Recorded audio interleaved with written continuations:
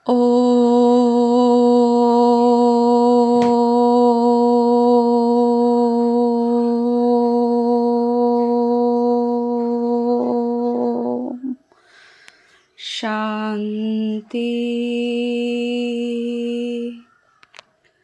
25/9/2024 প্রাতঃমুরলি।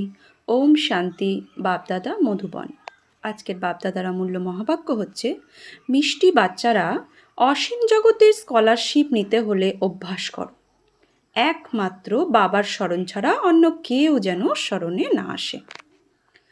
অসীম জগতের স্কলারশিপ নিতে হলে অভ্যাস করো যে একমাত্র বাবার স্মরণ ছাড়া আর কেউ যাতে স্মরণে না আসে। নিরাকার পরমপিতা পরমাত্মা মহাজ্যোতি শ্রী বাবা একমাত্র স্মরণে আসা চাই, আর অন্য কেউ নয়, তবেই অসীম জগতের স্কলারশিপ নিতে পারবে। প্রশ্ন, বাবার আপন হওয়ার পরেও যদি খুশি অনুভব না হয় তো তার কারণ কি? উত্তর, এক, বুদ্ধিতে সম্পূর্ণ জ্ঞান থাকে না। 2, বাবাকে যথার্থভাবে স্মরণ করে না। স্মরণ না করার জন্য মায়া ধোঁকা দেয়, তাই খুশি থাকে না। বাচ্চারা, তোমাদের বুদ্ধিতে যেন এই নেশা থাকে বাবা আমাদের বিশ্বের মালিক করেন, তাই সর্বদা আনন্দ ও খুশি থাকে। বাবার যে উত্তরাধিকার আছে, পবিত্রতা, সুখ ও শান্তি, এতে ফুল হও, তাহলে খুশি থাকবে। ওম শান্তি। ওম শান্তির অর্থ তো বাচ্চাদের ভালোভাবে জানা আছে যে আমি আত্মা, এ হলো আমার শরীর। এই কথা ভালোভাবে স্মরণ করো। ভগবান মানে আত্মাদের পিতা, তিনি আমাদের পড়ান। এমন কথা কখনো শুনেছ? তারা তো ভাবে কৃষ্ণ পড়ান, কিন্তু তার তো নামরূপ আছে, তাই না? এখানে যিনি পড়ান তিনি হলেন নিরাকার পিতা। আত্মা শোনে এবং পরমাত্মা বলেন। এ হলো নতুন কথা, তাই না? বিনাশ তো হওয়ারই, তাই না? এক হলো বিনাশকালে বিপরীত বুদ্ধি, দ্বিতীয় হলো বিনাশকালে প্রীত বুদ্ধি। আগে তো তোমরাও বলতে ঈশ্বর হলেন সর্বব্যাপী, পাথরে নুড়িতে ভগবান আছেন। এই সব কথা ভালো মতন বুঝতে হবে।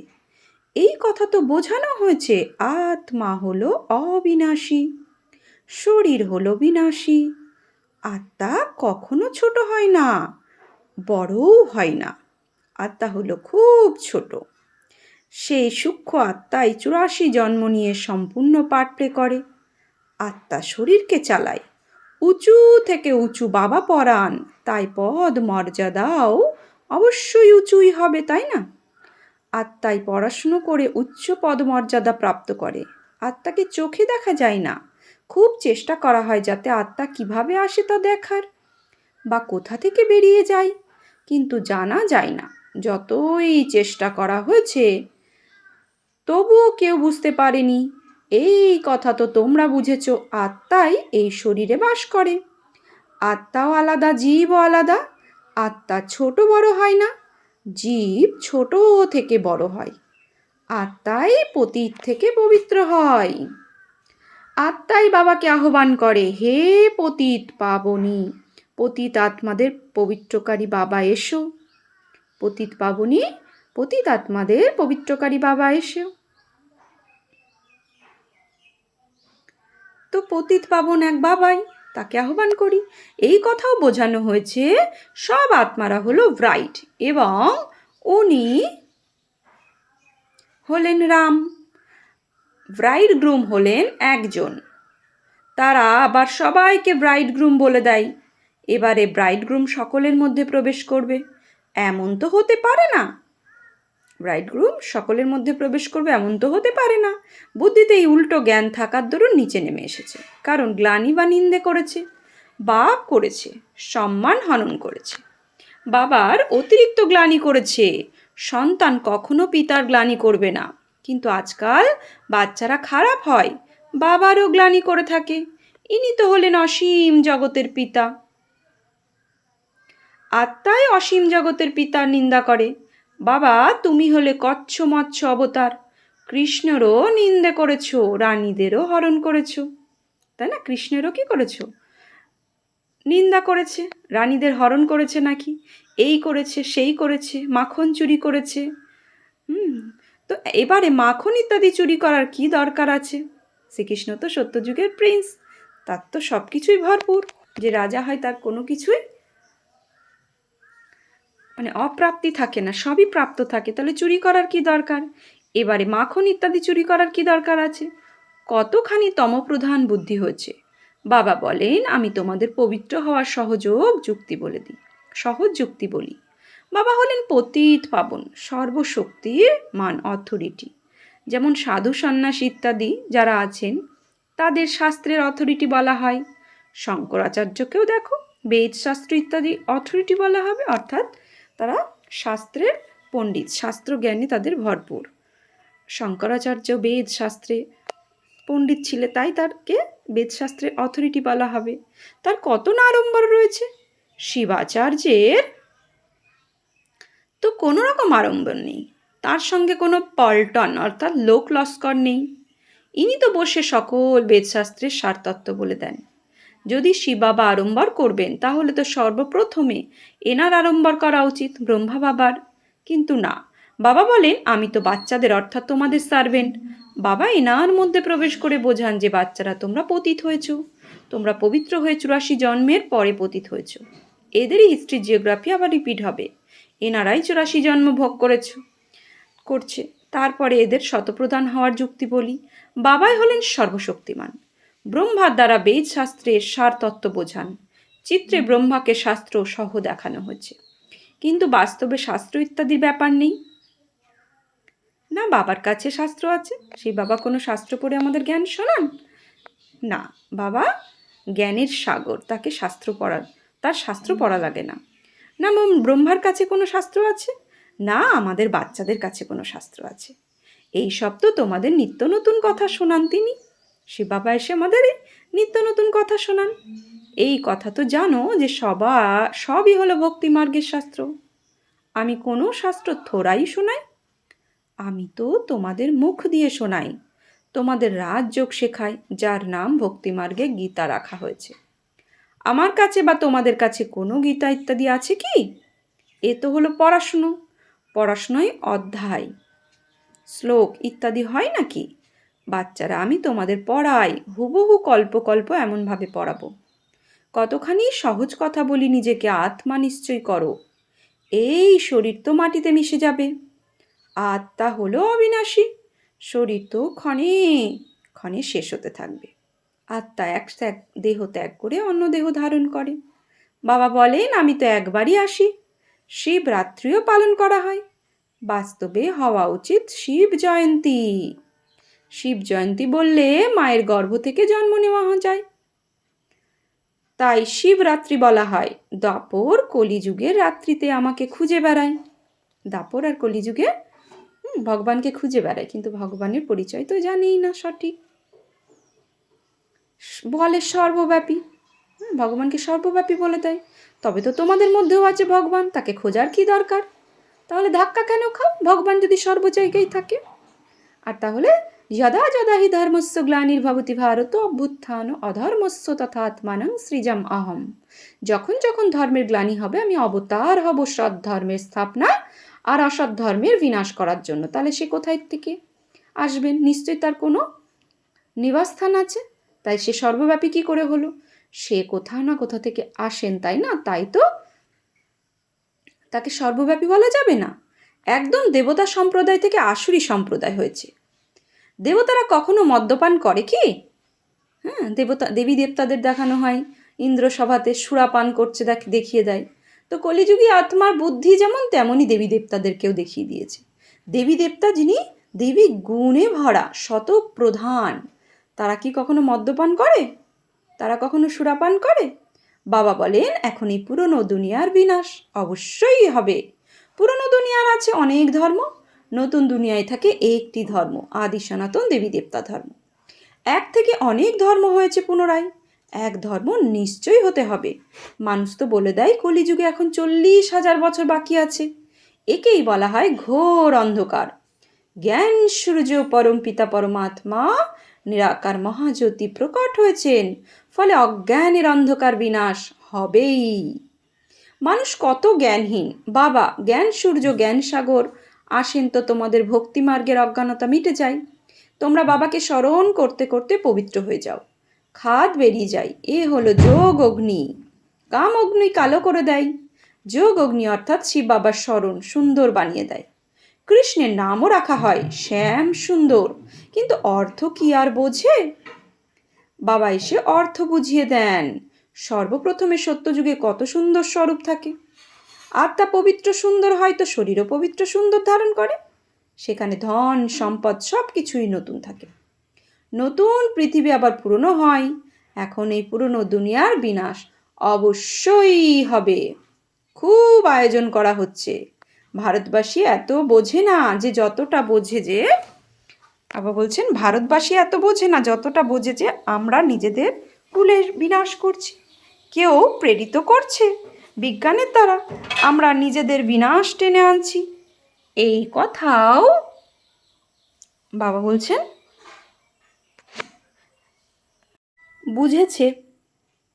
বাবা বলছেন এই কথাও বুঝেছে যে খ্রাইস্টের 3000 বছর পূর্বে প্যারাডাইস ছিল, এই গডেসদের রাজ্য ছিল। ভারতই প্রাচীন ছিল। এই রাজযোগের দ্বারা লক্ষ্মীনারায়ণ এমন স্বরূপে পরিণত হয়েছিলেন, সেই রাজযোগ আবার বাবাই শেখাতে পারে, সন্ন্যাসীরা শেখাতে পারেন না। আজকাল কত ঠকবাজি চলছে। বাইরে গিয়ে বলে আমরা ভারতে প্রাচীন যোগের শিক্ষা দিয়ে থাকি, তারা আর তারপরে বলে ডিম খাও, মদ্যপান ইত্যাদি করো। প্রাচীন যোগের শিক্ষা দিয়ে থাকে, আবার অন্যদিকে বলে ডিম খাও, মদ্যপান ইত্যাদি করো, যা ইচ্ছে তাই করো। এবারে তারা রাজযোগের শিক্ষা দেবে কিভাবে? মানুষকে দেবতায় পরিণত করবে কিভাবে? বাবা বোঝান আত্মা কতখানি উচ্চ স্বরূপধারী হয়, পরে পুনর্জন্ম নিতে নিতে শতপ্রধান থেকে তমপ্রধান হয়ে যায়। এখন তোমরা আবার স্বর্গের স্থাপনা করছো, সেখানে দ্বিতীয় কোনো ধর্ম থাকেই না। এখন বাবা বলেন নরকের বিনাশ তো অবশ্যই হবে। এখানে যারা এসেছে তারা আবার স্বর্গেও নিশ্চয়ই আসবে। শিব বাবার কথা একটু শুনে নিলেও স্বর্গে অবশ্যই আসবে। তারপরে যত পড়া করবে, বাবাকে যত স্মরণ করবে, ততই উঁচু পদ প্রাপ্ত করবে। এখন বিনাশকাল তো হলো সবার জন্যই। বিনাশকালে প্রীত বুদ্ধি যারা আছে, বাবা ব্যতীত কাউকে স্মরণ করে না, তারাই উঁচু পদের অধিকারী হয়। একেই বলা হয় অসীম জগতে স্কলারশিপ। এতেই তো রেস করা উচিত। এ হলো ঈশ্বরীয় লটারি। এক হলো স্মরণ, দ্বিতীয় দেবী গুণ ধারণ করতে হবে, এবং রাজা রানী হতে গেলে প্রজা তো বানাতেই হবে। কেউ অনেক প্রজা বানায়, কেউ কম। প্রজা তৈরি হয় সার্ভিসের দ্বারা, মিউজিয়াম প্রদর্শনী ইত্যাদিতে অসংখ্য প্রজা তৈরি হয়। এই সময় তোমরা পড়ছো, তারপর সূর্যবংশী চন্দ্রবংশী কুলে চলে যাবে। এ হলো তোমরা ব্রাহ্মণদের কুল। বাবা ব্রাহ্মণ কুল অ্যাডাপ্ট করে তাদের পড়ান। বাবা বলেন আমি একটি কুল এবং 2টি বংশ নির্মাণ করি। সূর্যবংশী আর চন্দ্রবংশী, একটি কুল অর্থাৎ ব্রাহ্মণ কুল। এদেরকে বলা হয় ডবল মুকুটধারী, চন্দ্রবংশী আর সূর্যবংশী। পরে যখন বিকারগ্রস্ত রাজারা থাকে, তাদের লাইটের মুকুট থাকে না, সেই ডবল মুকুটধারী মন্দির বানিয়ে তাদের পূজা করে, পবিত্রের সামনে গিয়ে মাথা নত করে। সত্য যুগে এইসব কথা থাকে না। এটা হলো পবিত্র দুনিয়া, সেখানে পতিত কেউ হয় না। তাকে বলা হয় সুখধাম, ভাইসলেস ওয়ার্ল্ড। এই দুনিয়াকে বলা হয় ভিসেস ওয়ার্ল্ড, অপবিত্র দুনিয়া। একজনও পবিত্র হয় না। সন্ন্যাসীরা ঘর সংসার ত্যাগ করে চলে যায়। রাজা গোপীচন্দ্রের দৃষ্টান্ত দেওয়া হয় কি না?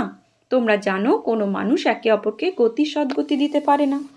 সকলের সদ্গতি দাতা হলাম একমাত্র আমি এসে সবাইকে পবিত্র করি।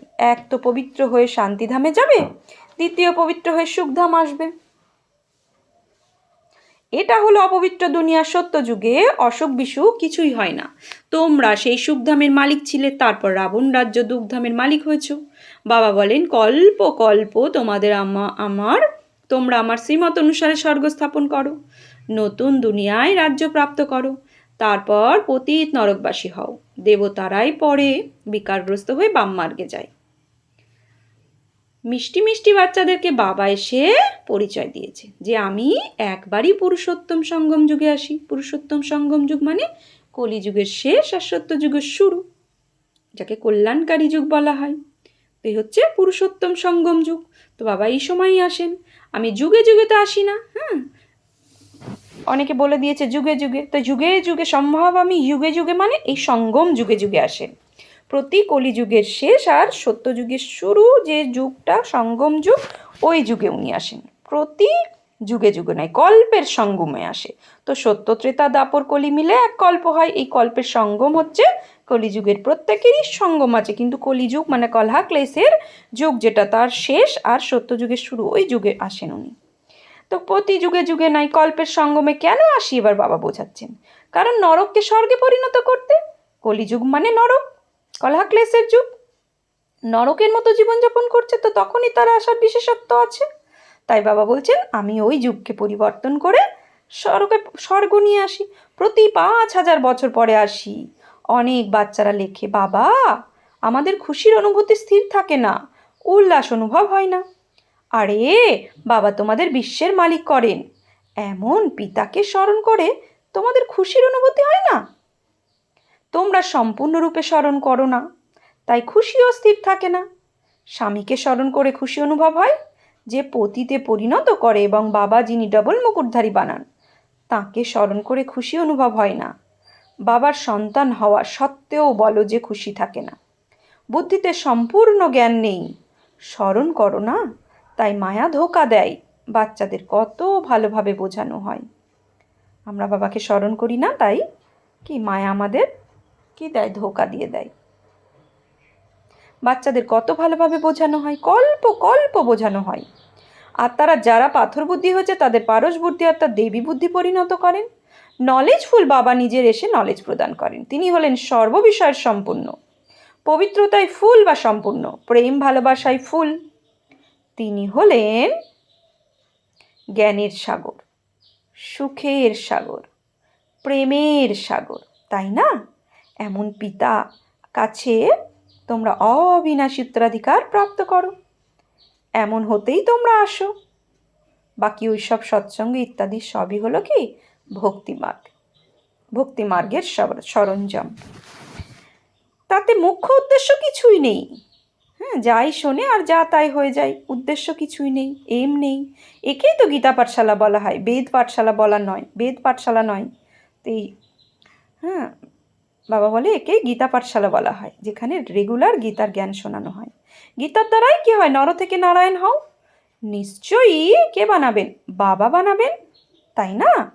মানুষ মানুষকে দেবতা করতে পারে না, কেননা মানুষের মধ্যে যে গুণ আছে সে সে যেমন তেমনই অন্যকে তৈরি করবে। কিন্তু ভগবান যিনি সর্ব জ্ঞানের সাগর, সর্ব আনন্দের সাগর, পবিত্রতার সাগর, তো সে যেমন তেমনই বানাবে আমাদের। তাই মানুষ মানুষকে দেবতা বানাতে পারে না। বাবা বারবার বাচ্চাদের বোঝান, বাচ্চারা আত্মা বলে, বাচ্চারা নিজেকে আত্মা নিশ্চয় করো। তো সেকেন্ডে দুই ভ্রুয়ের মাঝে নিজেকে আত্মা দেখব, যে আমি এক অজর অমর অবিনাশী আত্মা, এ দেহ আমি নই, এক সূক্ষ্ম জ্যোতিবিন্দু আত্মা, এই 5 তত্ত্বের শরীরের মালিক। তো বাবা বলছে এই আত্মা নিশ্চয় করো, তোমরা কেউ দেহ নও। আত্মা বলে আমি এক দেহ ত্যাগ করি, অন্য দেহ ধারণ করি। দুই ভ্রুয়ের মাঝে নিজেকে স্পষ্ট অনুভব করছি যে আমি জ্যোতিবিন্দু আত্মা, এ দেহ জড় পদার্থ। আচ্ছা, মিষ্টি মিষ্টি হারানিধি বাচ্চাদের প্রতি মাত পিতা বাপদাদার স্মরণে স্নেহ সুমন আর সুপ্রভাত। আত্মাদের পিতা তার আত্মারূপী বাচ্চাদের জানাচ্ছেন নমস্কার। আমরা আত্মারূপী বাচ্চারা আত্মারূপী বাপদাদাকে জানাচ্ছি নমস্কার, সুপ্রভাত, ধন্যবাদ। ধারণার জন্য মুখ্য সার। এক, যেমন শিব বাবার কোনো আড়ম্বর নেই, সার্ভেন্ট হয়ে বাচ্চাদের পড়াতে এসেছেন, সেরকম বাবার সম অথরিটি হওয়া সত্ত্বেও নিরহংকারী হয়ে থাকতে হবে, পবিত্র হয়ে পবিত্র বাবার সেবা করতে হবে। 2, বিনাশকালের সময় ঈশ্বরীয় লটারি প্রাপ্ত করার জন্য প্রীত বুদ্ধি হয়ে স্মরণে থাকার বা দেবী গুণ ধারণ করার রেস করতে হবে। তাহলে কম্পিটিশন বা রেস যদি করতে হয় কিসের, দেবী গুণ ধারণ করার রেস করতে হবে। আর ঈশ্বরীয় লটারি প্রাপ্ত করার জন্য বাবার স্মরণে থাকতে হবে, প্রীত বুদ্ধি হতে হবে। প্রীত বুদ্ধি যে সে বাবার স্মরণে। তো বরদান, শুদ্ধ সংকল্পের ঘেরা টোপের দ্বারা সেফটির অনুভব করে এবং অন্যদেরকে করিয়ে শক্তিশালী আত্মা ভব। শুদ্ধ সংকল্পের ঘেরা টোপের দ্বারা সেফটির অনুভবই করে, অন্যদেরকেও অনুভব করিয়ে শক্তিশালী আত্মা ভব। শক্তিশালী আত্মা হলো সে যে দৃঢ়তার শক্তির দ্বারা সেকেন্ডেরও কম সময়ে ব্যর্থকে সমাপ্ত করতে পারে। শুদ্ধ সংকল্পের শক্তিকে চিনে নাও। একটা শুদ্ধ বা শক্তিশালী সংকল্প অনেক চমৎকার দেখাতে পারে। কেবল যে কোনো দৃঢ় সংকল্প করো, দৃঢ়তাই সফলতাকে নিয়ে আসবে। সকলের জন্য শুদ্ধ সংকল্পের বন্ধন ঘেরাটোপ এমনভাবে তৈরি করো যে যদি কেউ একটু দুর্বলও থাকে, তার জন্য এই ঘেরাটোপ এক ছত্রছায়া হয়ে যাবে, সেফটির সাধন বা দুর্গ হয়ে যাবে। তো এইভাবে নিজের ঘেরাটোপ তৈরি করতে হবে, যাতে অন্য আত্মাও ও ঘেরাটোপের সমীপে আসলে সেও ছত্রছায়ার অনুভব করে, সে দুর্বল থেকে সবলের অনুভব করে, শক্তিশালী অনুভব করে। স্লোগান: সব থেকে শ্রেষ্ঠ ভাগ্য হলো তার যে ডাইরেক্ট ভগবানের দ্বারা পালনা পড়া আর শ্রেষ্ঠ জীবনে শ্রীমত প্রাপ্ত করে। সব থেকে শ্রেষ্ঠ ভাগ্য হলো তার যে ডাইরেক্ট ভগবানের দ্বারা পালনা পড়া শ্রেষ্ঠ জীবনে শ্রীমত প্রাপ্ত করে। তো আজকে সমান নেব আমি শ্রেষ্ঠ ভাগ্যবান আত্মা আমি, কেননা ডাইরেক্ট ভগবানের পালনা নিচ্ছি। কালকেও বাবা বলেছে শ্রেষ্ঠ ভাগ্যবান বা আমার শ্রেষ্ঠ ভাগ্য বা, আজকেও বাবা রিপিট করেছে, তাই আজকে সমান নেব সারাদিনের চিন্তনে। আমি শ্রেষ্ঠ থেকেও শ্রেষ্ঠ ভাগ্যবান আত্মা। ওম শান্তি।